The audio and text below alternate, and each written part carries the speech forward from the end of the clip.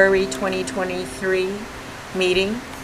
This is our monthly meetup of the ukulele instructors. I'm just gonna mute everybody because I hear some kind of background sound. There you go, mute everyone. We meet every month, and this is being live streamed. With a few exceptions, we meet every month. And so far it's been on the second or the third Saturday at this time, 5 o'clock Eastern Standard Time. And there's talk of possibly, seeing if we could change it at a different time so we can get more people to come. So today we have a few items on the agenda. First of all, I'd like to welcome our special guest who has published a new book of Etudes for the ukulele. Very excited. And then thereafter, we also want to talk about how to curate the content of our Facebook group, the Ukulele Instructors International group on Facebook, which has grown to almost 1,000 members. And we want to make the content more relevant to our members who are either already teaching the ukulele or planning to, want to, or using the ukulele to teach music, etc. And then our focus topic today is on a plan of action to meet our goals, teaching goals for 2023. And I believe there's also one more item. So I have a co-host, Marliese. Marliese, do you want to say something? Since you're co-host, you have the power to mute others. Well, I want to say, thank you, and thank you, Jeffrey, for coming here. I'm kind of new to the teaching in general. I don't have a teaching background. It's just something that people have just been asking me, hey, can you show me how to do this? Can you teach me how to do this? I'm kind of somewhat new to music too. So what I have is a desire to just kind of help people and play music and plug along. So I learn a lot from other instructors, but also I'd like to just plug myself in even more so that I can learn more about the ukulele and just spread the ukulele vibe, so to speak. And so that's why I'm also interested here with you, Anne, to come in and work with you and get to know people and just play and work and play together. This is wonderful because that's exactly why I started this monthly meeting, because I wanted to learn from those who have been teaching the ukulele for quite a while. And so Jeff, you have been teaching the ukulele for quite a while. So can I have you take the stage and tell us about what you've been doing and your new book? I met Jeff in person at the Belfast Ukulele Festival in Maine, and that was, 2019? I think that sounds about right, 2019. And unfortunately, it hasn't happened since. We sort of disbanded and are not doing the festival anymore. And so maybe somebody will take it up and new young energy will come into it, but the folks who were organizing it, including myself, although it got to be pretty big and it was a pretty well-regarded ukulele festival, it just ran out of steam because of COVID. But then even after, these days, we decided just not to put it on anymore. So we're hoping someone else takes the reins of it. It was good while it lasted, though. It was really an excellent place. So as far as myself, I don't know, if I want to do the Reader's Digest version here and, just very, very short, but I've been alive for 60 years, and so there's a lot to tell. But I've been teaching since I was about, I'd say 16 years old when I first started. I started playing guitar at 12, 13, and started teaching around 16, and I haven't stopped since. That's the short story. Went from guitar to ukulele probably about 10 years ago now. I've been playing ukulele roughly 10 years, teaching it for about that long. And I'm not going to go on and on, but the quick story of why do I teach ukulele is I was teaching guitar at a music store here in Maine, in Midcoast, Maine. And I was teaching a young girl guitar, and her younger sister, who was 6 at the time, wanted to learn ukulele. And she asked, "Do you teach ukulele too?" And I lied. I basically lied. And I said, yeah, sure. I teach ukulele. Of course I do. Who doesn't, you know? And so that night, after I was done teaching, I went downstairs to the music store and bought a $30, um, um, I can't remember the brand, but it was a little yellow soprano not made of real wood. And Mahalo. I still have it. It's a Mahalo. And I saw it came with this little tag that hung off of the tuning peg that had your beginner chords, your C, F, G7. It had some songs like "You Are My Sunshine" and "Itsy Bitsy Spider," and taught myself those songs pretty quick, and caught on to it from having years of guitar and college, college music. And basically, by the time she came for her lesson the next week, I knew enough ukulele to show her her first chords and her first songs, and I just kept staying ahead of her a little bit as far as skill level. And so my ukulele career began as from a lie, basically, from a big tall tale. And that's the long and short of it. Jeff, I don't think you're the first to do that. I heard Kevin Carroll did the same thing. Yeah, he's a pretty respected guy too. Yeah. No slouch. That's funny. So Jeff, I'm sorry to hear that the festival isn't continuing the way I expected it to. When we first met, you were leading the slow jam, and there was another fast jam in another lane.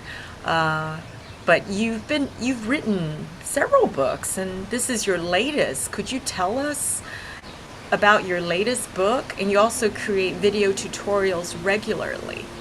Yeah.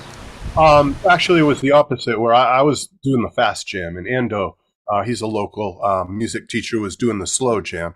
So I don't know what the slow jam was like, but I heard some really good reviews. I think it was Little Rev that was Little Rev was the headliner that year, and Little Rev sat in on the slow jam and told me that he thought it was really good. So sounds like they had fun, and we had a lot of fun with our fast jam too. It was a big crowd. It was a lot of people to try to rein in. This book is one of 3. I actually only have 3 books to date, but I have so many more planned. It's just finding the time in between everything else. But I do like to write. This latest book is volume 2 of fingerstyle ukulele etudes. And I know the French pronunciation is etudes, but however you want to say it, etudes, whatever works for you.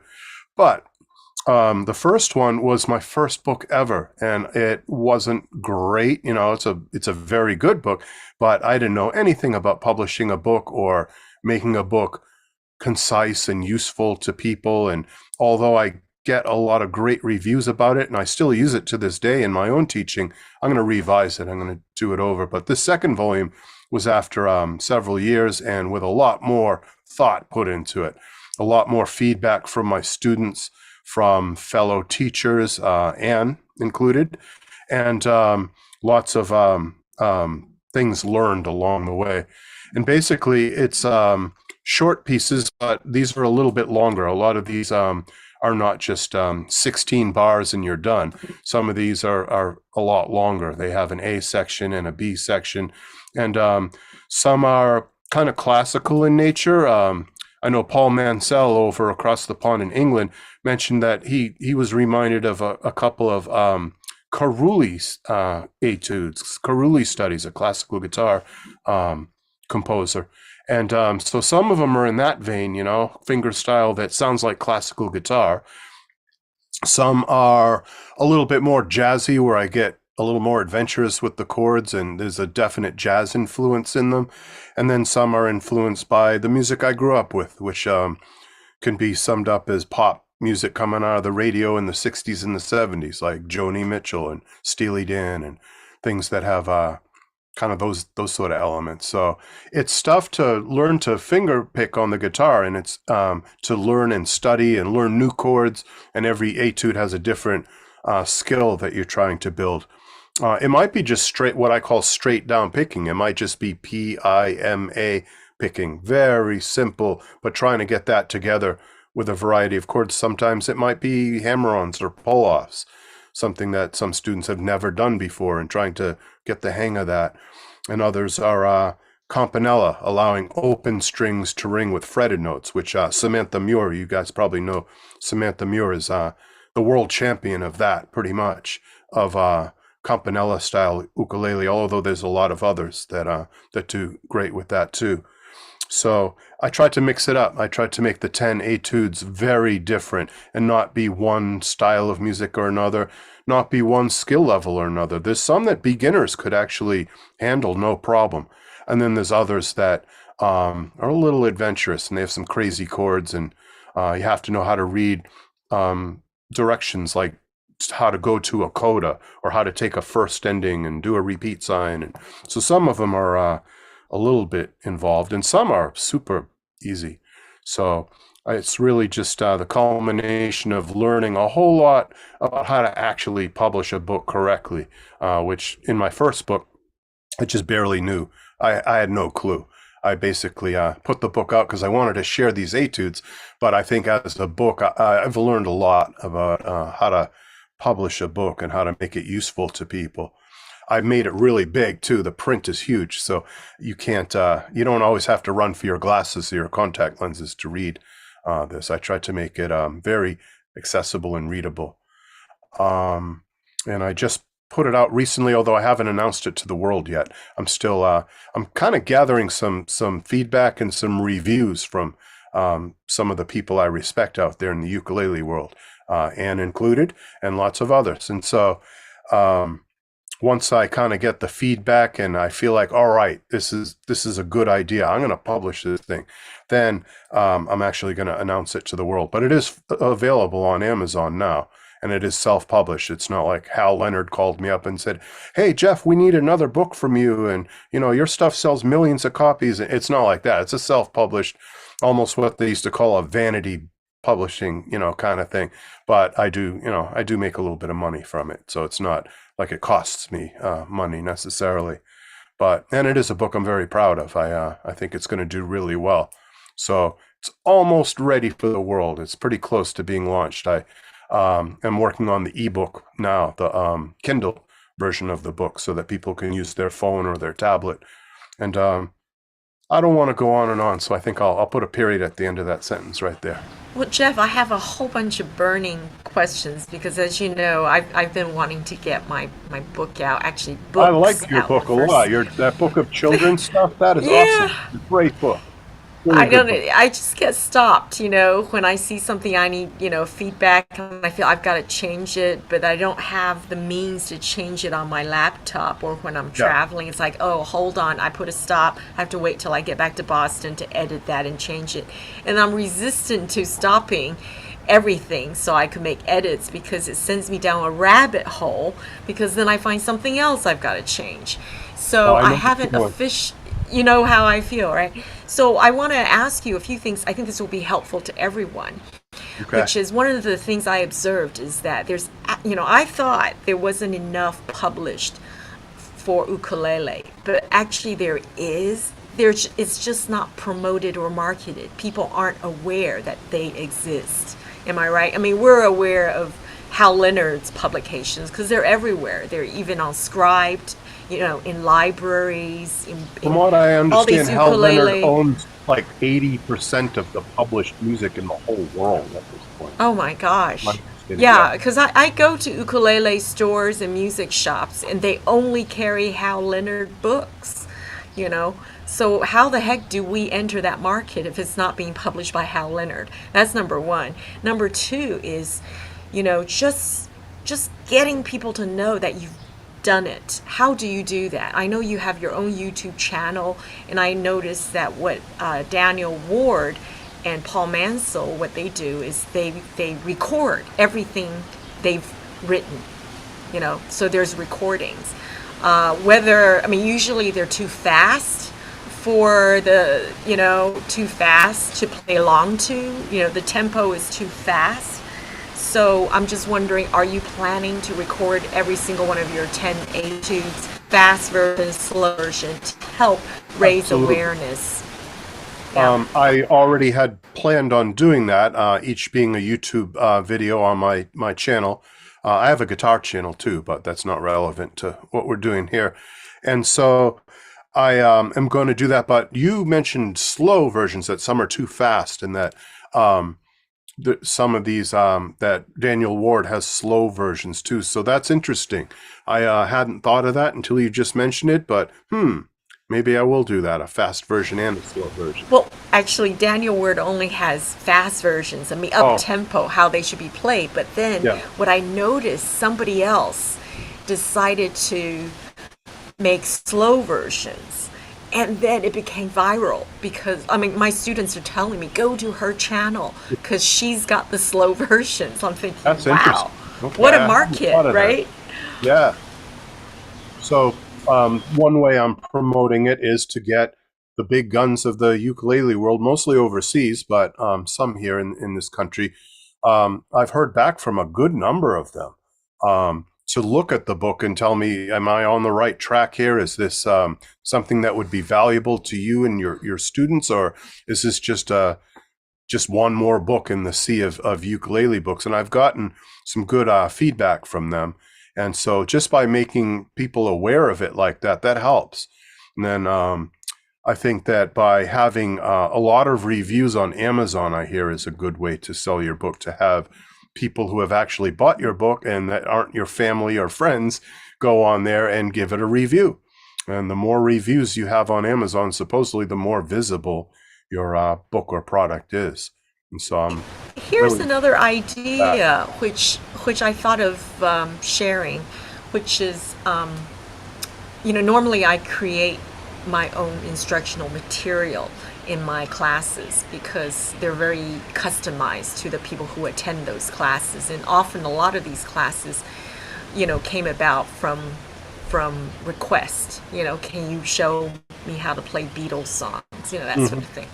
So, but I found that it's much, much easier to just assign a book to buy and then use a book like Jeff Peterson's books, Paul Mansell's books, Daniel Ward's books. So I would love to, give a class and use your books, for example. And then the feedback I could pass along to you, right? Oh, that'd be great. Yeah. Yeah, so I was even thinking of having a class. I don't know if other teachers do this, but have a sort of a tapas or a dim sum like class where Yeah. we get samples from different, I've done that with Tom Mizen's or Tom Mizen's, material and Paul's material. And then people get a sample because one of the hypotheses I have about ukulele players is we're all collectors. We love to Yeah. collect ukuleles, kazoos, and books, you know? Never mind, we can't play every single one of your 10 etudes, but we love to collect them. And we also love to share. So if I could offer a class in which I get a piece from your new book, from your old book, from other people, then they could see. And then what's interesting is some of my students have gone on to enroll directly with the Ukulele Corner, Jeff Peterson's Academy, or gone on to directly go study with Daniel Ward or Kevin Carroll or all these people. What do you think of that idea? Oh, it's a wonderful idea. I do think that as far as the books that are out there, there are some really good books. You mentioned Daniel Ward. He has that arpeggio book that's really nice, and obviously it sells really well, and most people know about it out there. But the world needs more diversity as far as that goes. There might be an awful lot of books that are Disney tunes, Disney tunes for ukulele, but that's copywritten material, and unless you're going through Hal Leonard or maybe Alfred's or one of the others, Mel Bay, then you're going to get sued. And so you don't want to delve into that sort of thing with Disney for ukulele or Beatles for ukulele, although Hal Leonard has plenty of those. I know that um, I cannot think of the man's name. He's from California, really good guitar player. I have a book of his. The Beatles. Some of you might know it. The Beatles for ukulele. I can't think of his name at the moment, What but one good stuff. thing, Jeff, that I found is that even though it's in book form, I could just tell my students just go order it, buy it. There's still quite a bit involved in deconstructing it for a class. Now, Yeah, this might be an interesting separate session in itself, which is, you know, people don't always read the instructions on how to, no matter how well it's written, you know, and also to discuss learning strategies to approach a piece, you know. And sometimes the author doesn't even realize there's more than one way or to right to present the material, or that students don't look at your published notes or tabs the way you expect them to. Like one of the comments that I had over and over again, and I'm so glad you're making yours big print, is the size of the and the numbers on the tabs. that can be I daunting. can't tell you how important that is, because they just give up if they see a whole bunch of dots or whatever things. And then the page turns as well, you know, little things like that. That's what's different And about this book from yeah, my first Etude book is the page turns. I took to heart a lot of suggestions from people about that. That was an important thing, actually. I think we're also, because of the pandemic, we've reached a new, I don't know what you call it, paradigm, and that of readability is that if it's in electronic form, you could do so much more with it, especially if you're an iPad, you could enlarge it. If it's printed, people are so used to printing it, there's less you could do with that. So when I was teaching with Daniel Ward's books, he offered the PDF version if you buy the print version. And that was super helpful for me because then I could teach with the PDF version. But the funny thing is, my students, they still prefer to have the printed book in front of them to practice. Even Yeah. though I said, hey, you could just look at the PDF, you don't need to complain, you can enlarge them. They said, no, no, no, no, no, I want to use my pencil to scribble on things, it's got to be printed. So old habits die hard. That sort of Yeah. goes towards learning styles too. You mentioned some people like to have an iPad, and some people like to have a hard copy of a book, and other people want just somebody to explain it to them verbally, or they need a poster on their wall, or everyone learns differently. And in studying education a bit, for 4 years I studied music education. I learned quite a bit about that. Everybody has a different way of learning. Even amongst us, those here in this meeting, we probably all have To- slightly different ways of learning and different styles Well, I, that work for I us. think so Jeff, one of the things I noticed about with the ukulele, unlike other instruments, is the whole social aspect of learning, learning in a group, playing together.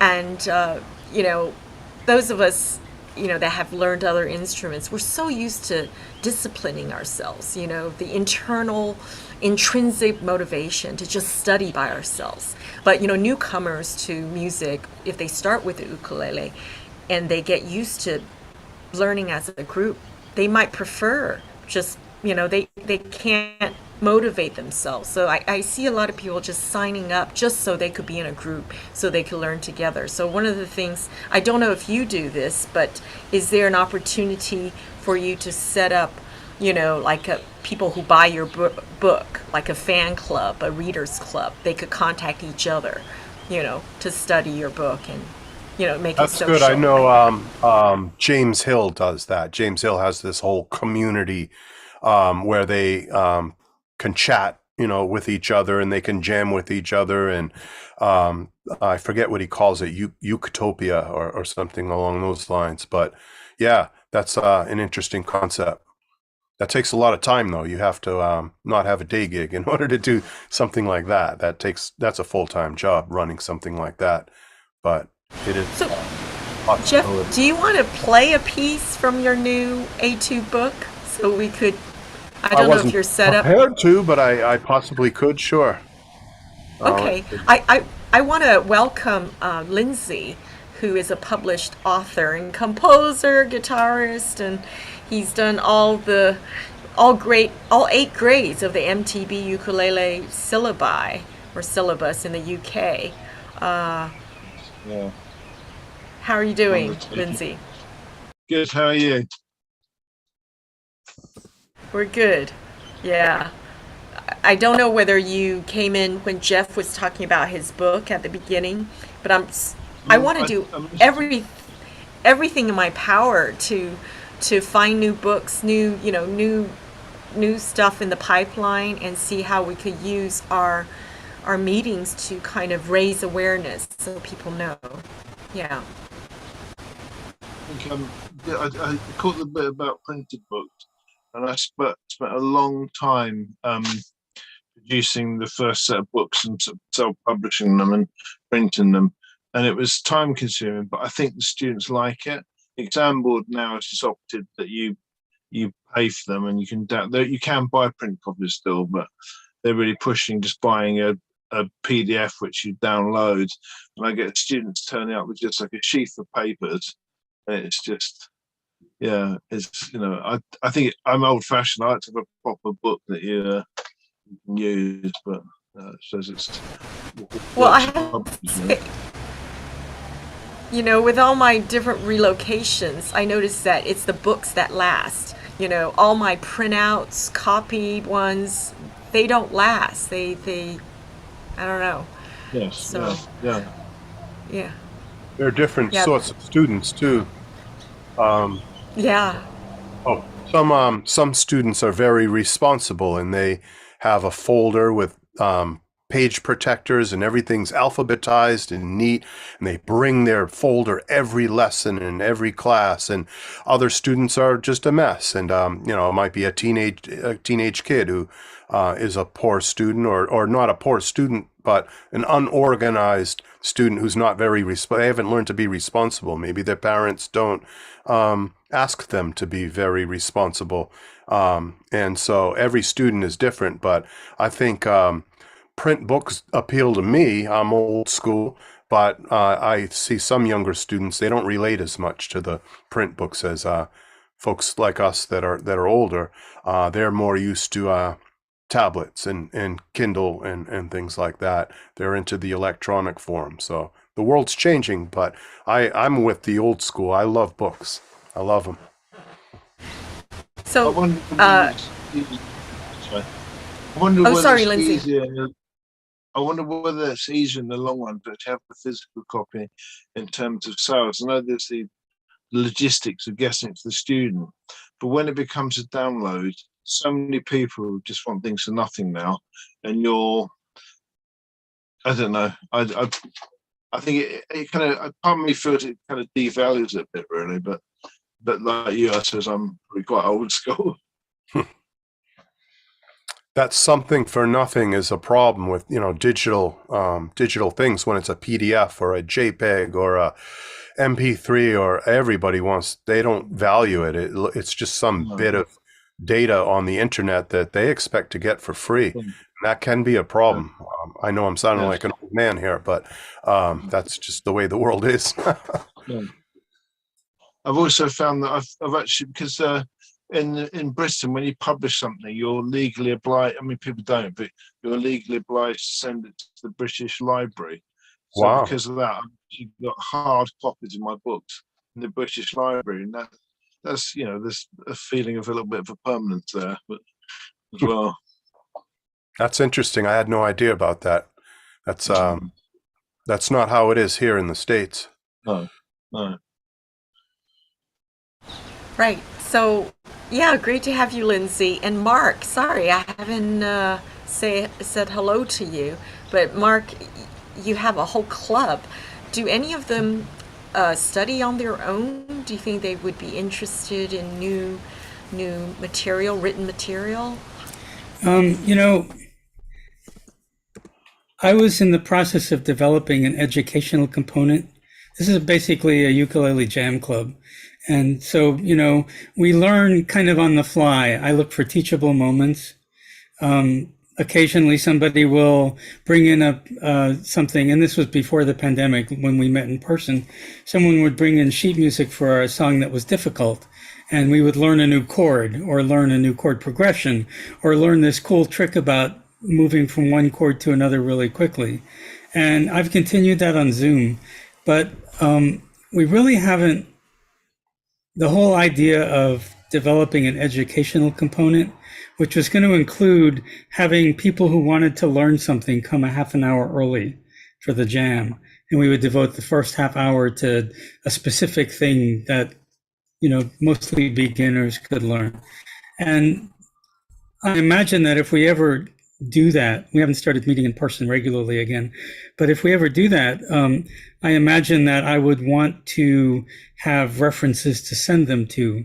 Like if we were working on some sort of finger picking thing, it might be appropriate to say, well, there's this great book of Etudes where you can practice finger picking, and you can start out slowly and then pick up the pace and develop skills.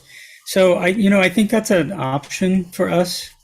It hasn't been so far. Our teachable moments on Zoom have been, hey, look, you have to go from a G to an A flat. You know how to do that? There's a really cool way to do that. And things like that.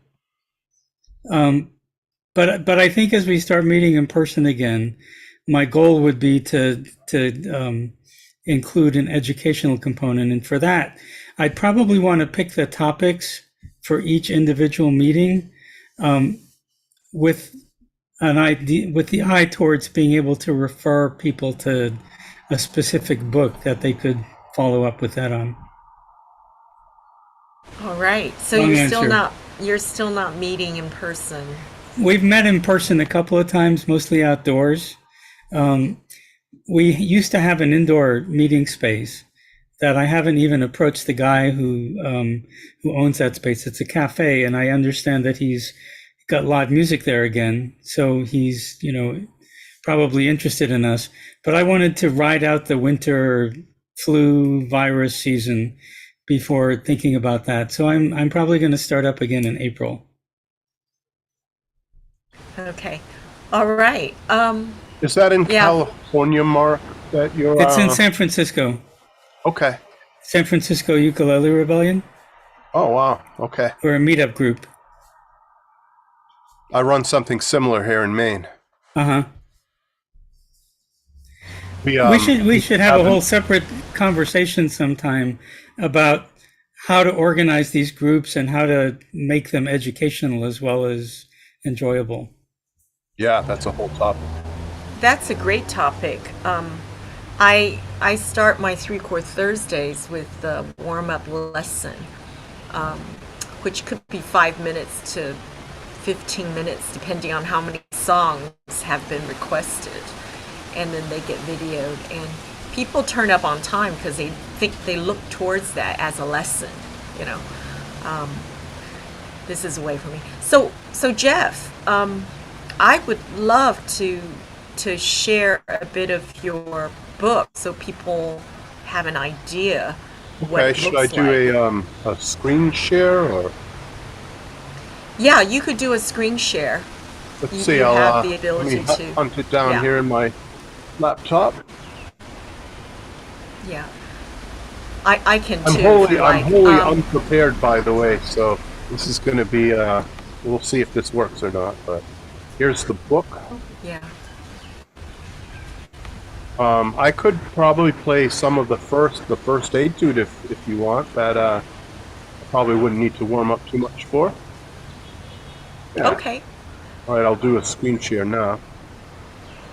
Okay.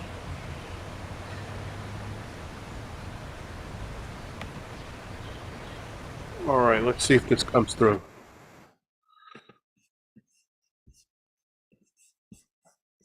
All right, are we seeing it? Yeah, we're seeing your whole screen. How about this? How about if you let me share it? I'll share the first etude since I have it, Okay, and then I I'll- could scroll it for you. I'll stop about the if I do share then. Okay. Stop sharing, Yeah. and I'll just have it on my laptop. So I don't have a hard copy of this book, by the way. They haven't arrived yet. Okay. So I'm going to be All reading right. it right So from the screen. This is going to be very spontaneous here. right. So if we mute everyone, if everybody can mute themselves, then you can go ahead and Let play. me I'll just scroll let me for go you. grab Yeah. a ukulele and make sure it's in tune, and I'll play as best I can from what I see Okay. on the screen. I'll be right back. Okay. All right. So this is from Marliese. You wanted to say something? Go ahead.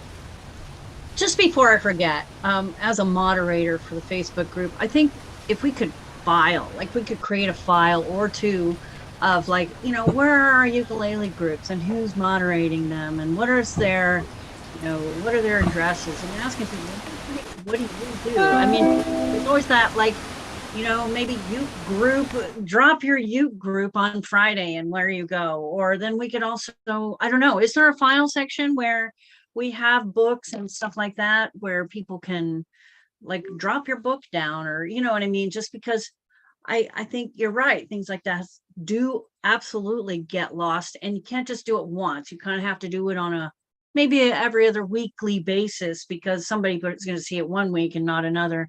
And I would be happy to, when people do drop their link, put that in a file for people and let people know, hey, this is here, so that also when people come to visit the group that they can find things. I don't know. That's a great idea. I wonder whether it's on Sue Rogers' Facebook group. She leads the Ukulele Club Leaders group. Many of us are members of both our Okay. group and her group. I know she often, from time to time, will have a post and welcome everybody to tell us about their groups, and then link to their websites or Facebook groups and to their songbooks and everything. Yeah, What's her name to be just again, honest, real quick?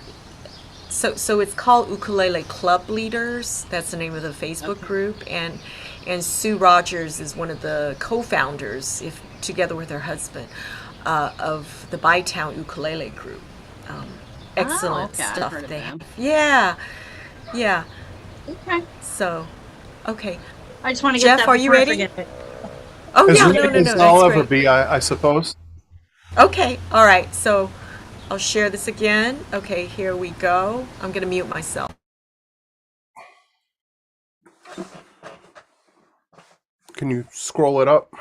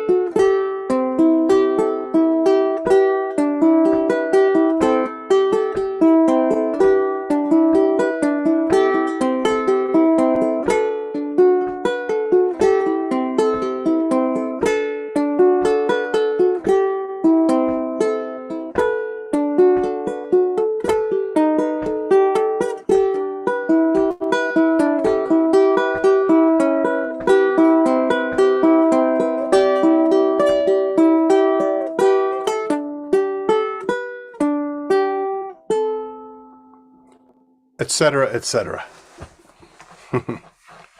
Nice, nice. Great. That was definitely too fast for me for a first go round. But I had a thought while you were playing. I learned this about YouTube, that you can take YouTube videos and slow them down without changing the pitch. That's right. And what I've done to learn certain pieces of music is, if I have the music in the same key, I'll slow the video down and play along with it. And so if you were to post these videos on YouTube, people could self-regulate the speed, the tempo, so that they could learn at whatever pace was comfortable for them. I think I actually will be including some videos of myself playing them slow. And here it is a lot slower. I'll play the first few bars just to give you that, where you can really hear what's going on.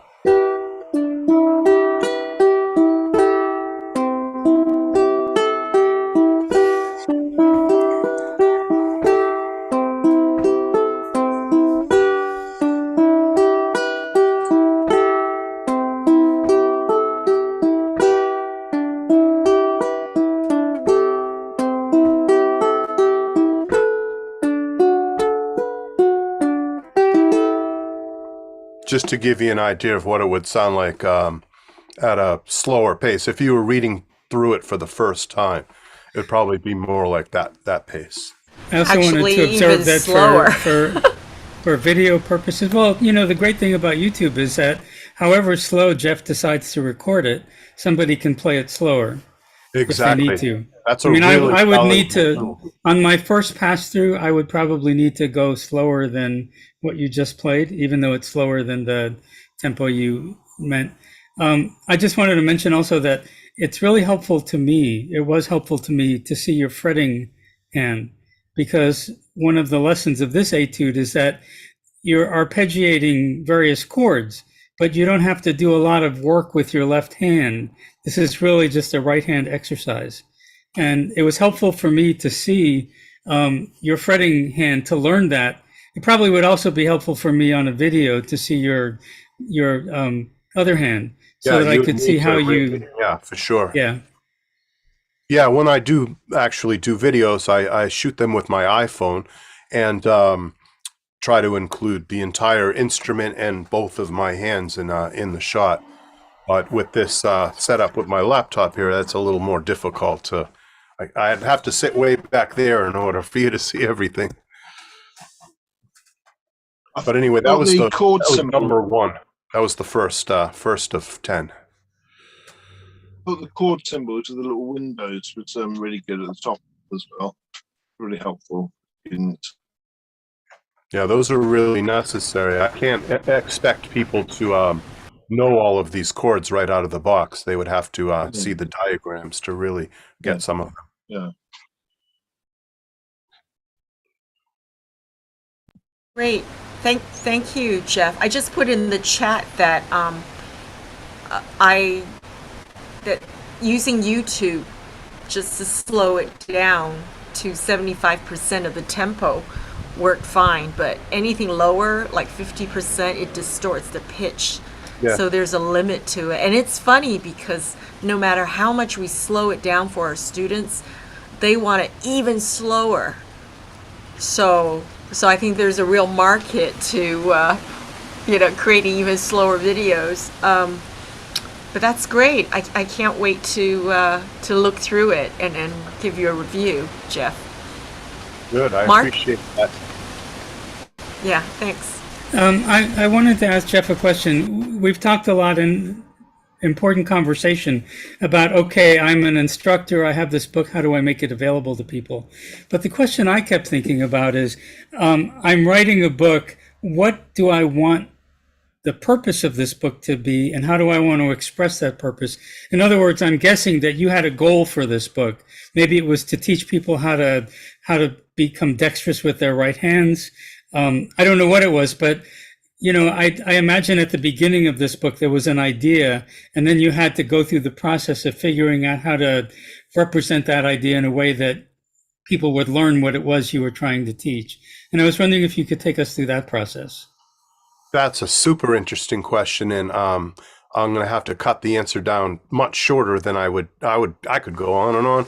But basically, yeah, the concept was I have a Etude book out already that was mildly successful, but I feel like I had written the music without people in mind other than what I wanted to write. And this time I tried to write music that was a little more geared toward goals that people might have. And one of those goals would be, how do you work your right hand? How do you get agile with finger style? That's the overall overarching goal, is to develop your right hand technique. But some of it was to learn cool chords. Maybe sometimes people don't know that there's this chord called A9. They might know an A7, and they have been doing A7 for a long time in their ukulele club, doing Hank Williams songs or whatever. But they might not know that if you just add one finger, it's even cooler. It's A9. And so I wanted to work on right hand technique, proper right hand technique, and also to introduce a new chord vocabulary to people that they might not have come across in other books. And I also wanted to develop left hand techniques too. So some of my etudes include hammer-ons and slides and little campanella things where you're letting fretted notes and open strings ring together. And I wanted to make it interesting. I wanted to be challenged as a composer of music to write stuff that I like and would want to hear, but I wanted it to address what I would think either a beginning or a beginning intermediate student would need for right and left hand techniques. And just introduce them to something that sounds good, that they could play, but it doesn't sound, some studies and some books that are full of exercises and studies are just, frankly, they're pretty boring. And I don't want to hear them. I'm not, and I don't want to have to sit there for half an hour with a student going over it if it's not a good piece of music. It's just not enjoyable. And then they're probably not going to practice it either. And so I guess one of my goals was to write stuff that helps your right hand, your left hand, your chord vocabulary, opens up your ears a little bit, but is ultimately decent music to listen to and enjoyable to play. If I had to sum it all up, I guess that's how I would. So, question, is this book is not aimed at the beginner level. Does that mean your first one was? Your first book of Etudes? My first has the very first Etude in my first book goes like this, and I would call this the beginner.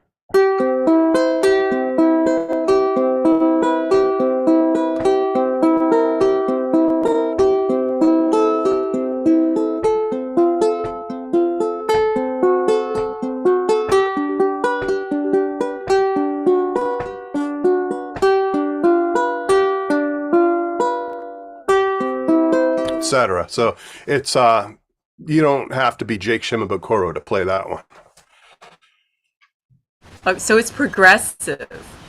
Yeah, it starts very easy and it gets slightly harder. By the end, it's way out there. It's music that is almost modern stuff in music. So this is one of the things I think this group can help. When I grew up in Okinawa in Japan, and the Japanese have got their Zen-on system, grades 1, 2, 3, and whatever. And as a kid, I could just look up at that table and find, because I love to sight read, and I was to just find, songs or pieces that are in my level and just go through it. I know in the UK, you also have this little 1 to 8 and diploma level. But do we have anything like that for ukulele pieces where you could say, ooh, I'm at the beginner level. Let's look for A2 number 1 from Jeff Weinberger's book, volume 1, and we could play that. So, because as a teacher, that's super useful to select from different sources. I know of one person doing that, and that's Tony Myson over in England. He teaches classical guitar and ukulele at a conservatory there in England, in Sussex, I think, West Sussex. He, I believe, does it in that very, very formal way where it's graded. There's grade 1, there's grade 2, there's grade 3. I think, if I'm not mistaken, Tony Myson does his stuff like that. This is a question for Lindsay, because Lindsay's already written for all 8 grades. But you know what I mean? It's not from a specific syllabus. It's just different pieces. It could be standalone to say you're not ready to do take 5 unless you've done all the previous years. Interesting enough, Tony is actually an examiner for the board that I wrote the syllabus for, and okay. That's graded that's from preliminary grade up to grade 8. But on the website, because there's free choice options, so you don't actually have to use the piece on the syllabus, and there are guidelines on the exam board. And actually, it'd be really interesting to see what other people think. I wrote what I thought was progressive enough, but I'd really welcome any feedback on that, actually. So if you ever get a chance to look at it, they're called MTB exams, and you can download the syllabus, but you can also see the guidelines to each grade. Because I get asked to approve free choice pieces as well. It's really interesting the difference in technique that. And how people see it, really. I think that's something that would be really useful to have a wider conversation about, actually. Lindsay, would you put that link in the chat so we can do sure. it as a recap to send to everyone? I know you talked about before. I don't have it on me. So, okay, no, this is great. I feel like we've generated topics for future sessions. Once you get, how do you get your book published? Actually, that's Jeff. You could share your expertise with us because you've gone through it. Um, and also, as teachers, what can we offer, to our students? I think we teachers need to know what exists. We need to, try everything. I know when I used to teach at Maui College, Pearson's and C Engage and all these textbook publishers, they would court me and say, "What books do you want? We'll send them to you free of charge. Please choose us." I don't think we do that yet in the ukulele world. I mean, Hal Leonard certainly isn't courting me, but Jeff, you've been courting me with your books. Yeah, it's like it would be really nice as teachers that we know what exists and we have time, creating the time to try them out and say, I would love to teach my students how to play that etude because I figured out, a way. What do you think?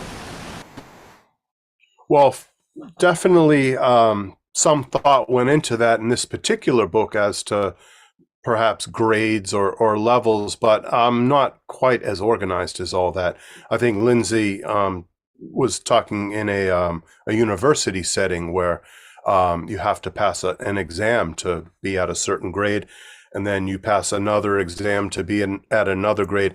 And I have to confess that my book wasn't quite with that mindset, as if I were using it as a university textbook, and then people would be having to take an exam on it. It wasn't that at all.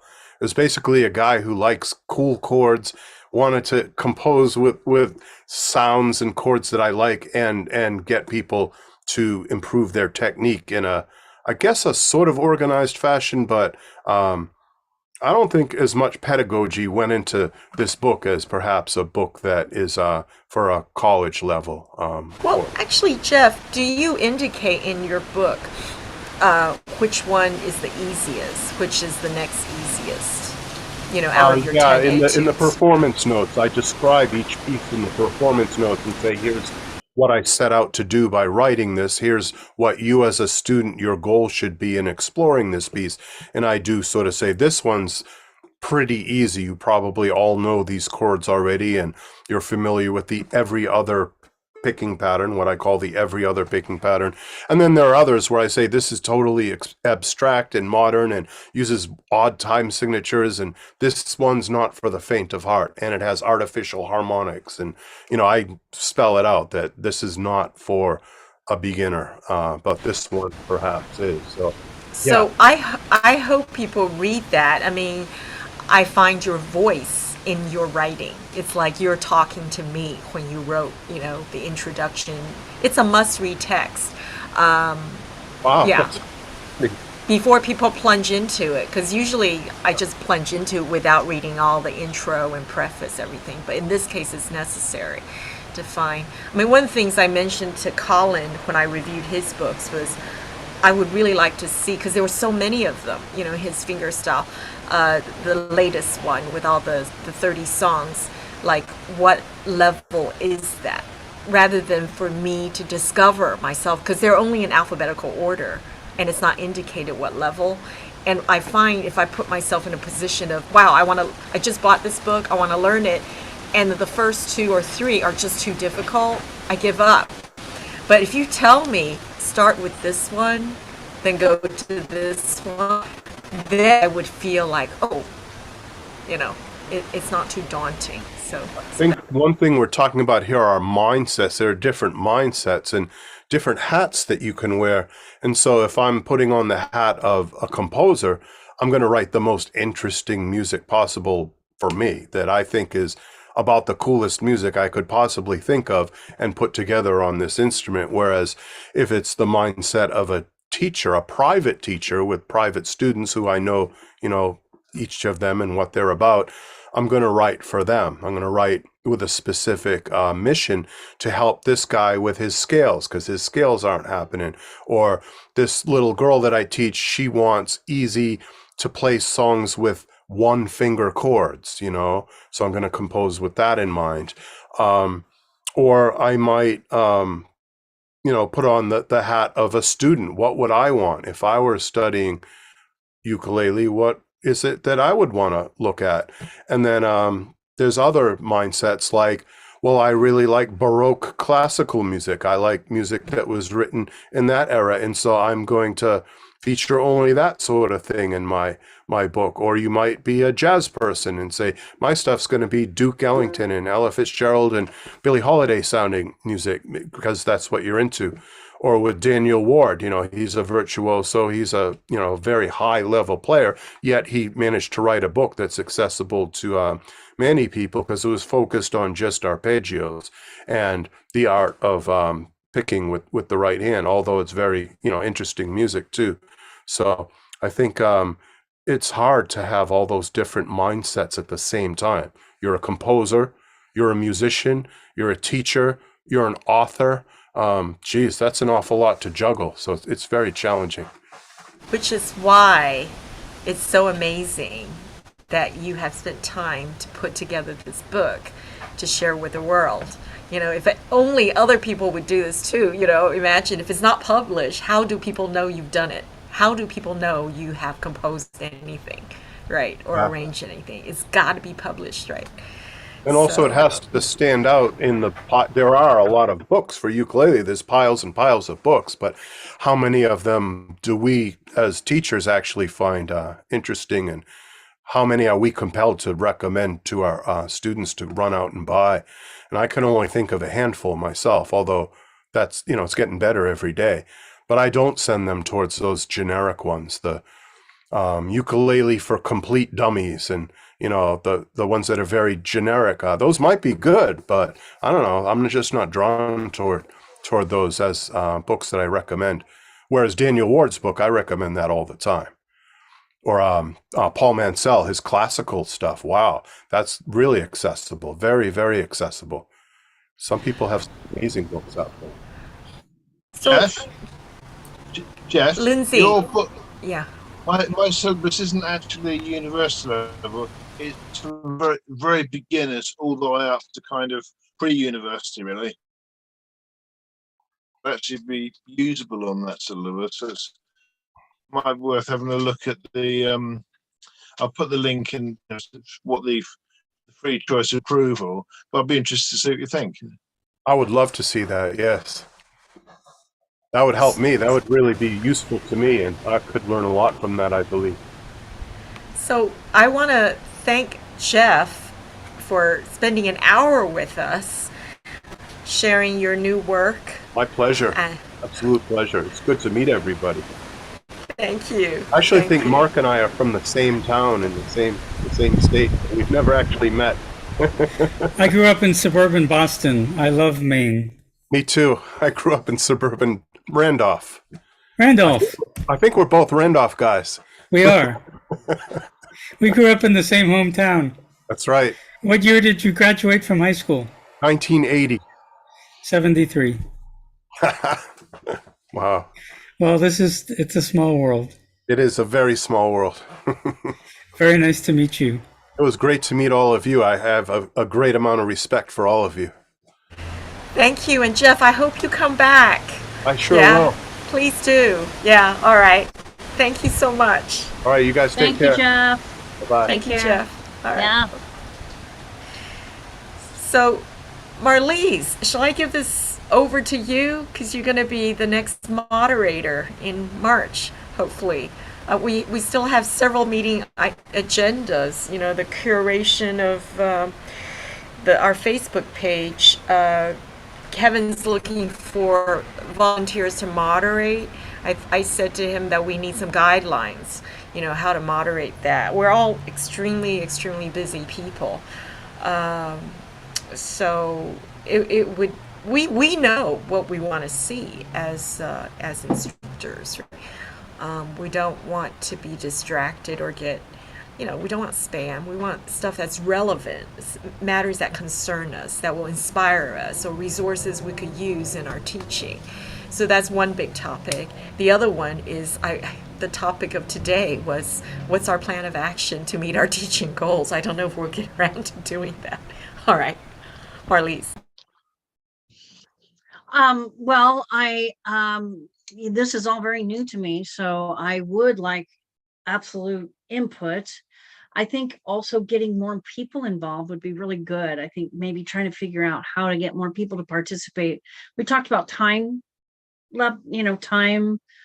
frames and how to get, like, what is it that you want to see in a ukulele meeting? We could maybe put that on the website, like put a survey together or something where we could ask the folks, what do you really want to see? What would be helpful to you? What would help you to become more committed to something like this, and get more long-term involvement?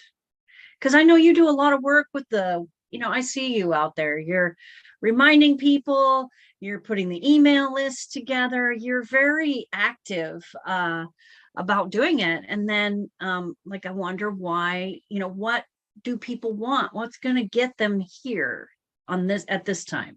I'm very curious about, what do they need? What were your thoughts about that?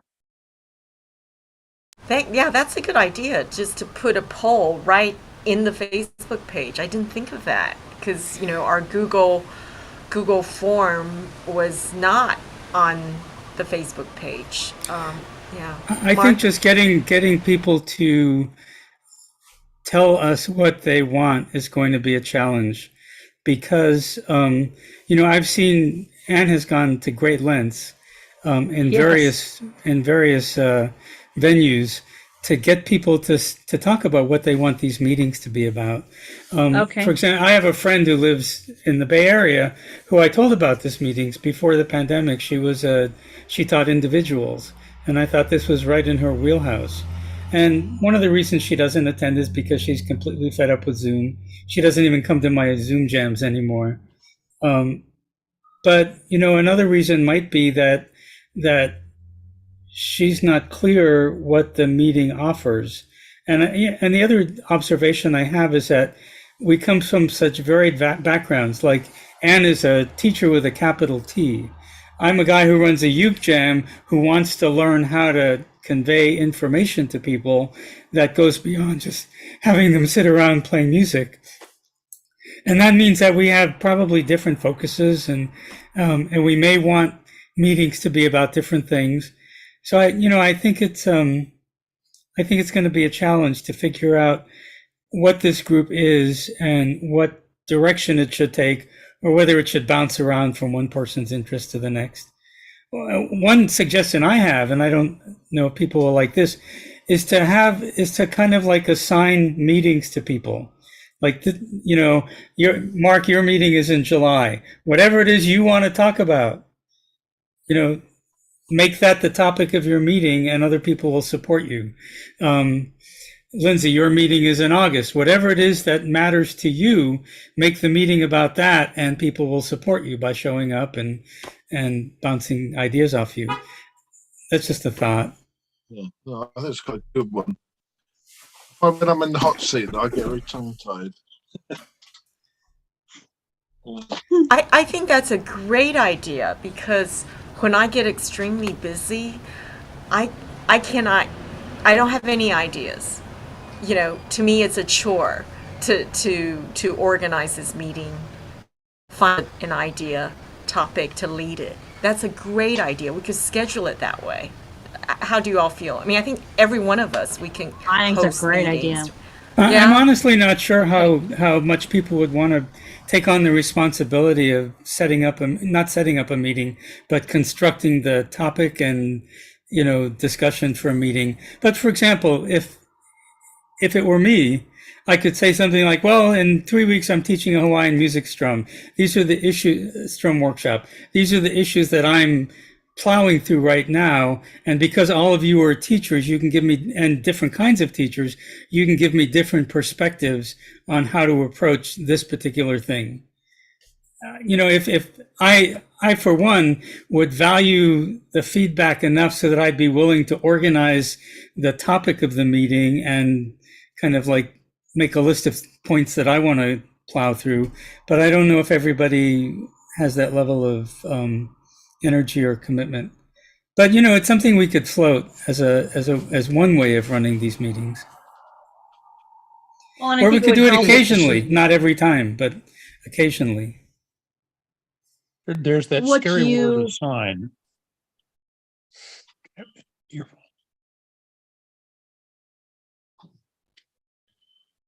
Go ahead. Sorry. Hi, Ian. Marliese, you were saying something? Yeah. I'm sorry. I didn't see.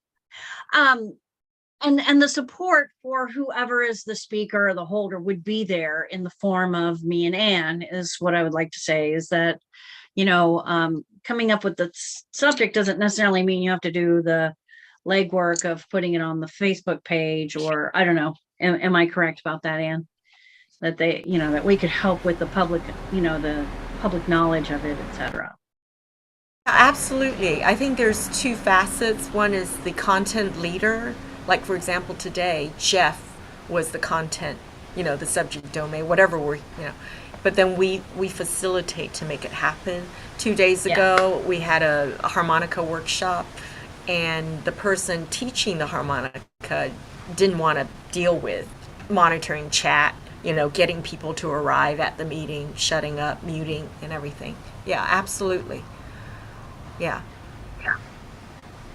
And how well peopled was that? Were there a good amount of people there?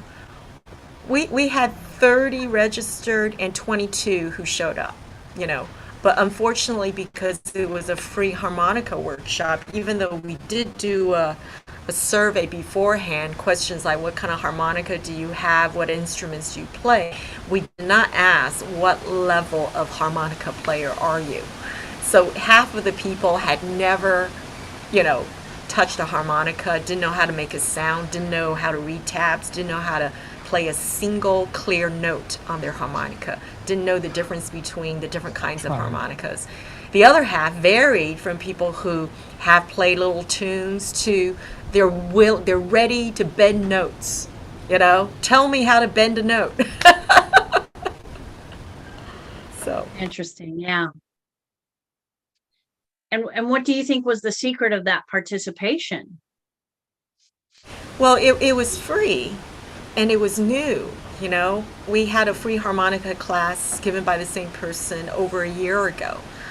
And I remember when I first attended it, because I was doing the hosting and everything, I didn't have a harmonica. So when I saw the 15-page handout and the presentation, I was so overwhelmed that I told myself mentally, don't learn the harmonica. It's too difficult, because I assumed it was easy. But I would think it would turn people off to get overwhelmed on the first day, on the first freebie thing, which made me realize how important it is for us teachers to support those that have the subject domain expertise and help them in, this is how you could teach. This is how you could set up your first session, because they know how, right? And then there's the rest of us, like you, Marliese. You've got a beautiful voice. You use the ukulele to accompany yourself. I'm sure there's lots of people who just want to accompany themselves singing. They already know how to sing, so don't overwhelm them with, you need to learn this before you can even accompany yourself, because that would put them off. Keeping it simple. Yeah. That's right. That's right. So maybe we could start a list of expertise, people who want to volunteer something for the future months, because, Mark, your Hawaiian strum, that sounds awesome. I think so. Thank Do you want to be the I'm first to not sure. volunteer? Well, I'm not sure there's a whole instructors meeting built around my Hawaiian strum workshop. My issue was that I have a 9-page booklet that goes with it, and there's a song for each. There's a song for each strum. Like you play the I call it the Maleka strum for Hanale Moon. So everybody knows Hanale Moon. It's easy to learn how to play a strum to Hanale Moon. I was told that I needed to reduce my packet to 4 pages, and that created an issue for me. So I ended up picking a song that we could play each of the 4 strums I'm going to teach. And it does illustrate how the strum affects the sound of the music, because the ukulele is ultimately a rhythm instrument. And so, I worked out that problem. I don't know that I could build 90 minutes around it, but it does raise issues of, for example, I want to teach people the strums, but they're going to have to go home and learn how to do the strums, because the technique is not something you learn in 5 minutes. So when you're teaching something like a strum workshop, how much time are you willing to devote to letting people practice the strum, and how much do you want to say to them, what I want you to do is learn the feel of the strum now, and then go home and practice the technique. I can't teach your thumb how to do this in an hour, but if you do it every day for 3 weeks, your thumb will eventually figure it out. So there are all kinds of issues like that when you're teaching workshops that involve technique. You can't have them walking out of there mastering the technique, but you can show it to them and then try to figure out a way to get them to go home and practice it themselves. So, issues like that matter to me. I think this is the beauty of, for me in Zoom, I have these breakout rooms. So I put them in, rooms of 2 or 3 people. And then I go into each room to see how they're doing. So they're practicing together. And then hopefully they connect and they become a study buddy, so that the rest of the week they'll check in on each other. It's almost like I have to introduce the concept of practicing to complete beginners, that it's a daily thing, and then maybe even say next week I'm going to see, and I can tell if you haven't practiced, because your ukulele is not going to be in tune.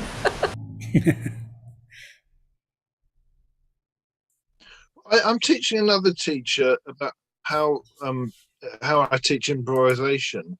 Would something like that be a broad enough topic, do you think? Because I'm happy. Sorry, say that again, Lindsay. You're teaching another teacher how to. I'm teaching how to teach improvisation, or how I teach improvisation, and if that's a suitably broad topic, I wouldn't mind doing something like that. Maybe that's things. Okay.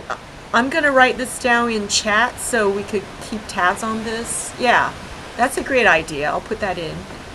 Marliese, something? Yeah, I'm gonna start a little notebook about this stuff. I think that, within, like you were saying, Mark, could you devote an hour and a half to something like this? There are a couple of options. We could have 2 people who are leading the class.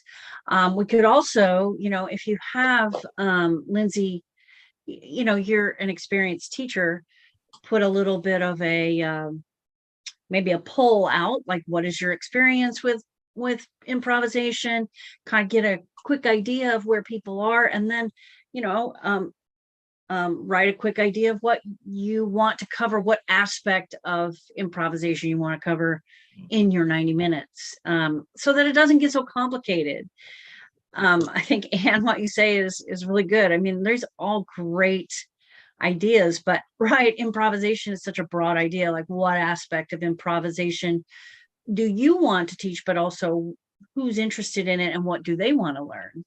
And I don't know how much time it would take to do that. I don't think a ton, but it's also another way of connecting to the community by asking those questions, which I think is really important.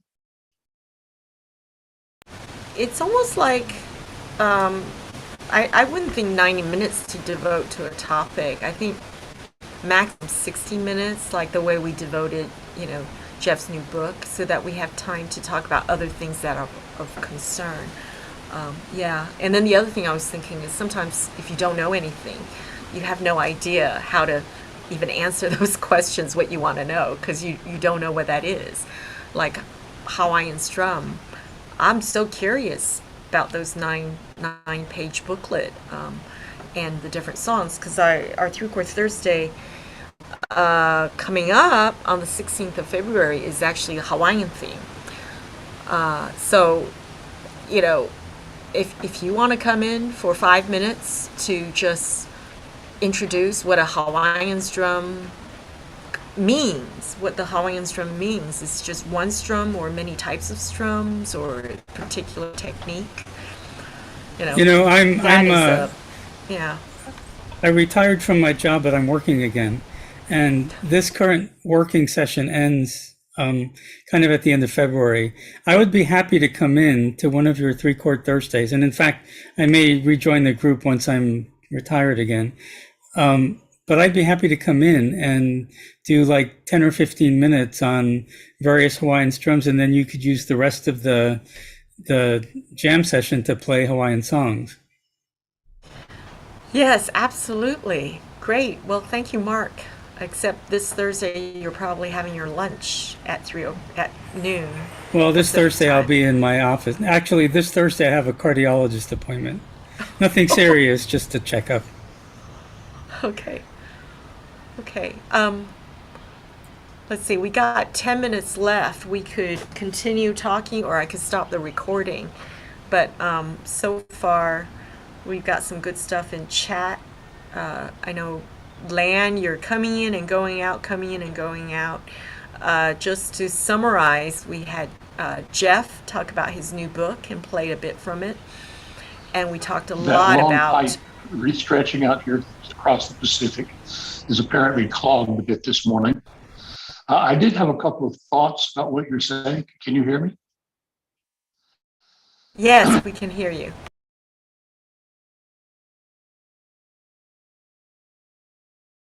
We can hear you, but you're going in and out. We can't hear you now.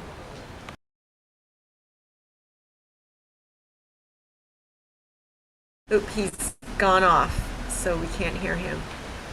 You're muted. You're muted, Lan. If you unmute yourself.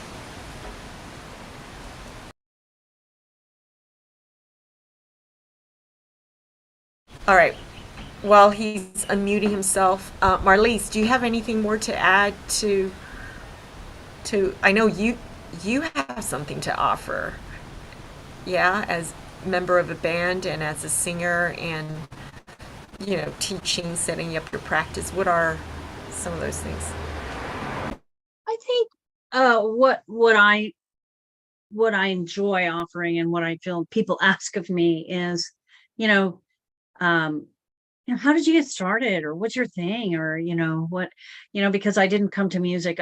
I'm not a person who was taught music as a young person.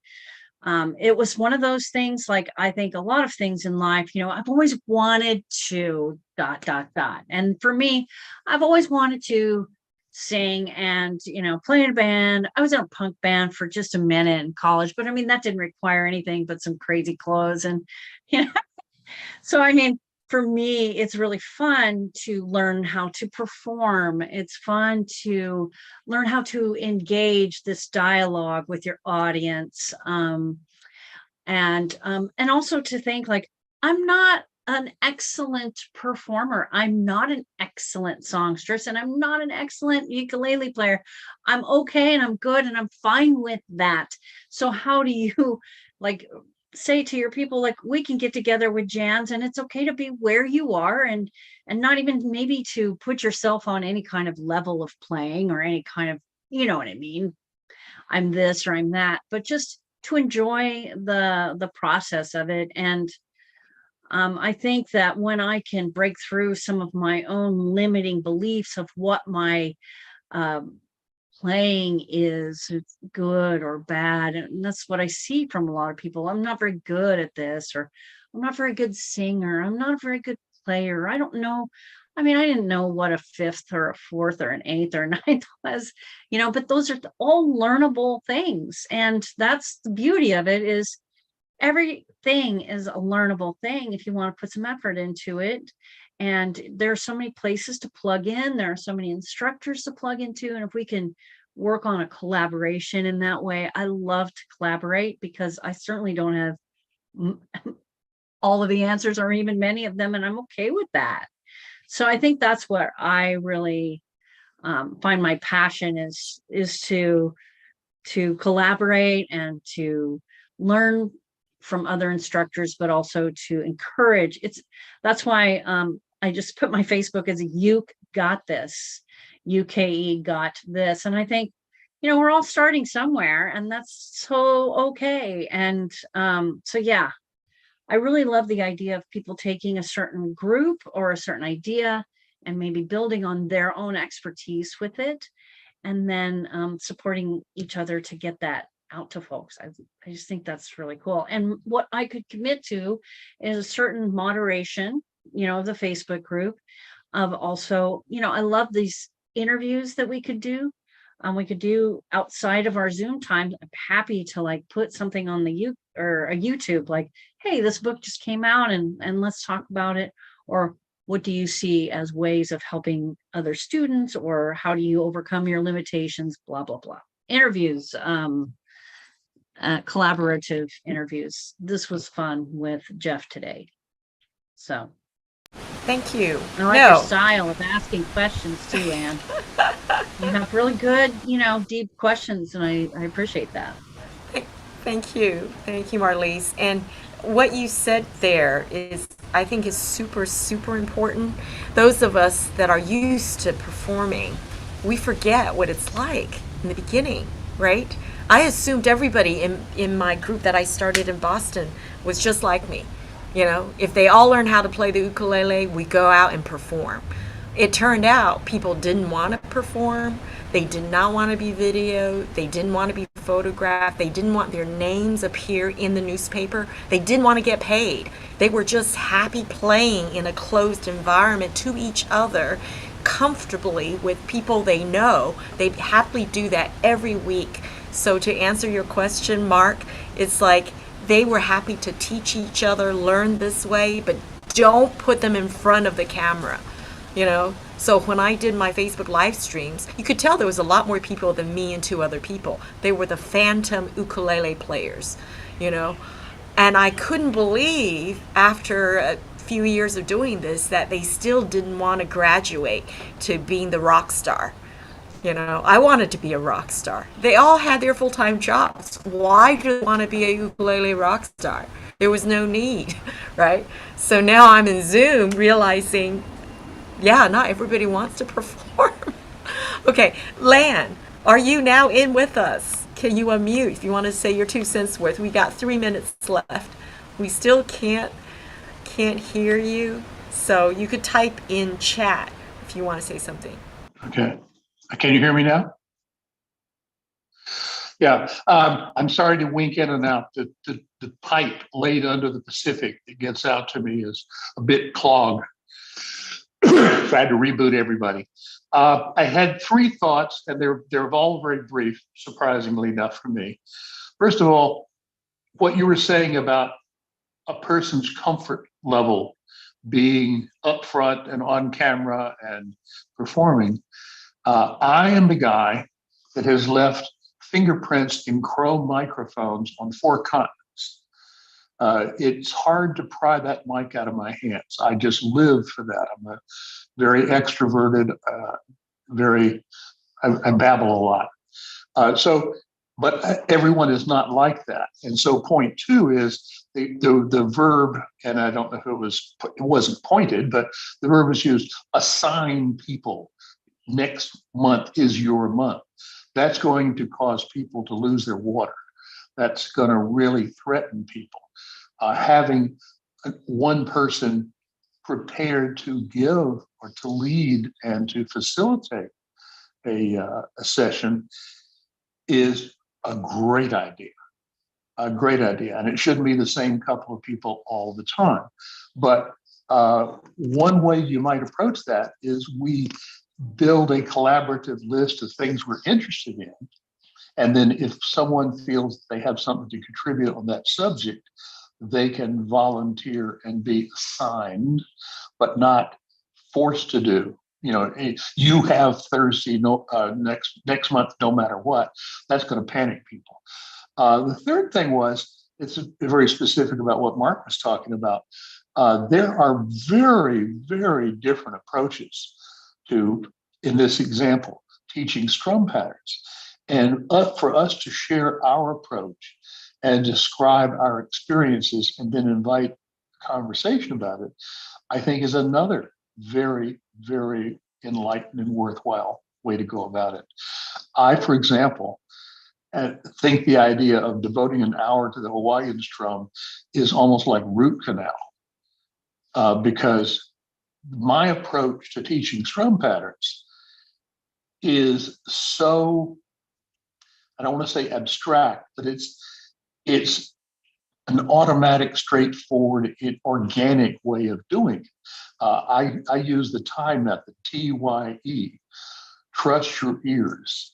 If I can teach you how to hear a good strum pattern, it's not as important that you're doing exactly the same strum pattern as in the book. If it, is this a reggae pattern? Are you listening to a reggae song? Does it sound good? Then yes, it's a reggae pattern. And so my approach to it, which I have a short course, 5-day course on strumming and plucking, it is to come up with a basic concept and then learn how to do it. One of my teaching points is that strum patterns are subtractive. You take the robo strum down, up, down, up, down, up, down, up, everybody's first strum, and you write that out. And then you take your eraser and you erase this one, erase that stroke, and then take your magic marker and emphasize this stroke and that stroke, and you've got a strum pattern that all of them are buried in the robo strum. And that may not certainly isn't the only way to teach it, but that's the way I teach it. A handout with Lance? 6. Yeah. Lance, sorry, we've had 90 minutes. I need to respect everybody's time. Thanks Sure, for your okay. 3 points. If you want to type it out in chat and we can save that, that's fine.